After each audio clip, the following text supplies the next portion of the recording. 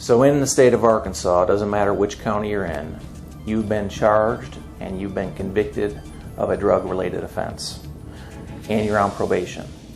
As part of that probation, or as a part of that sentence, they outline a number of conditions of your probation. They include paying fines, paying restitution if that's the case, making sure you go to drug therapy, and there's a whole host of conditions that you have to follow. So you can get revoked for not doing any of those.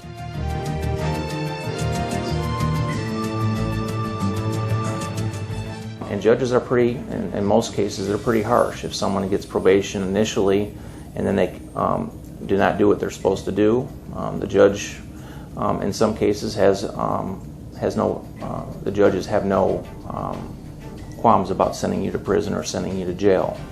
But the most important thing when you're on probation regarding a revocation is not to reoffend. If you get another drug charge, obviously the court's going to consider that in their determination as to whether you get sent to prison. And obviously, if they believe that you're not following the rules that you're supposed to, they're going to be more likely to put you in prison.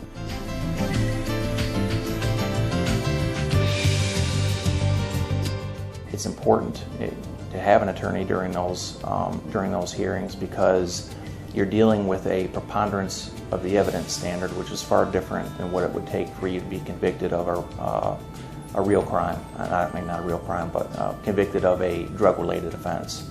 So be mindful of that, but make sure you have an attorney present at those. I do think it makes a difference. It makes a difference in how you deal with the prosecutors. It makes a difference on what as far as how you deal with a judge, what you say to a judge. I talked about this before, but it's about relationships, and that's what we try to do here, is have good working relationships with the prosecutors and try to have good working relationships with the judge for just these instances where people are being revoked for what would be considered minor offenses. And if that is the case, then you want an attorney in there fighting for you to ensure that you don't go into prison or don't go to jail, or there's not any more harmful consequences for the original conduct that you were charged and convicted of.